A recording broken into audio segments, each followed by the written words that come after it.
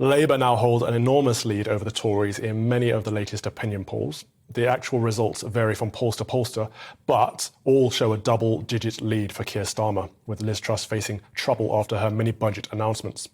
The projections predict a landslide for Labour after only 3 weeks of the Truss premiership, with many comparing the situation to the late 1990s, where Tony Blair crushed the Conservatives in his huge victory.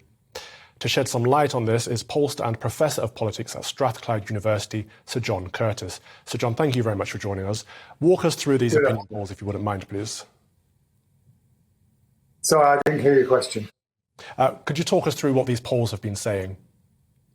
Yeah, we've had a remarkable number of 9 opinion polls conducted effectively Wednesday, Thursday, in the wake of the difficulties that the UK faced in the financial markets, both with a decline in the value of the pound, albeit one that proved to be temporary, but what has proved to be more and more permanent is the rise in the borrowing costs for the government.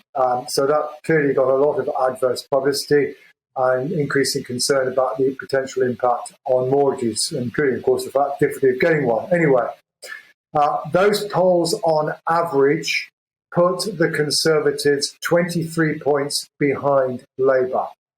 Now, if we compared the position with that in the polls that were conducted just before last Friday week, i.e. just before the fiscal statement that the Chancellor quasi-quartine made, at that point the Conservatives were 9 points behind.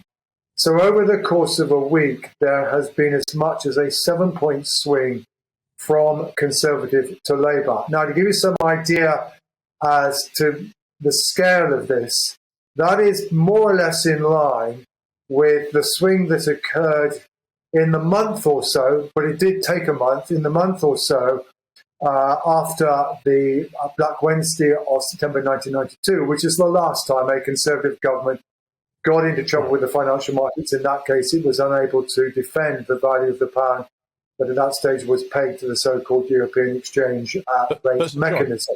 But in response to the immediate week, the swing was only actually 3.5 points. So the reaction is on a scale that's in line with Black Wednesday, but it's happened more quickly than the wake of Black Wednesday. And of course, the thing we have to bear in about Black Wednesday is that that government never recovered from that. The damage done to the government's reputation for economic competence, which has now also been done to this government, was never reversed, even though, again, this is worth bearing in mind, even though actually economic growth was pretty good after that, because actually the falling of the pound out of the exchange rate mechanism, the devaluation did the economy a lot of good.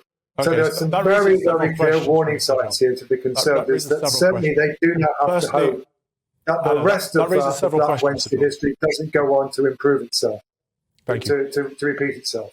Yes, thank you, Sir John. That raises several questions to me. It sounds like what you're saying here is that this is the Tories' game to lose. They're losing points, and those points are being made up by Labour, rather than Labour actually winning points on a policy-based platform. So does that mean that if the Tories are going to sink, it could potentially mean that a rise in the Lib Dems, a rise in the smaller parties? It's not necessarily the case that Labour are going to shoot to power.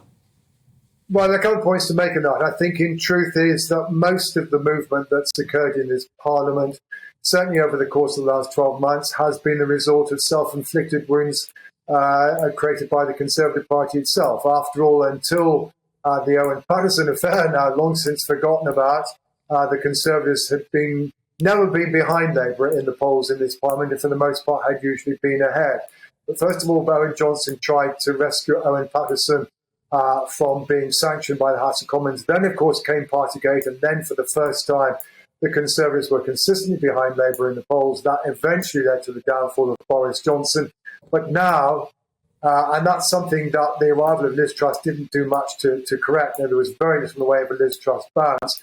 But now this government has again, basically, yes, self-inflicted wounds. Now, I mean, that said, I think what one has to say to you is that, for whatever reason, it is Labour that have benefited over the course of the last week. Actually, support for the Liberal Democrats is down a couple of points.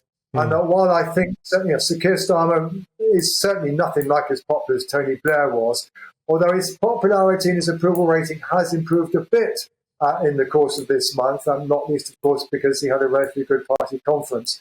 But Labour are at least not... The electorate are no longer scared enough of the Labour Party, if one puts it that way, in the way that they were with Jeremy Corbyn.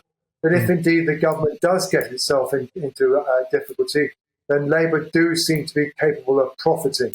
And I think one other caveat to make is obviously, apart from the financial markets the last week, there was a Labour conference. Parties often get a bit of a bounce in the wake of their own conference, but not on the scale we have seen.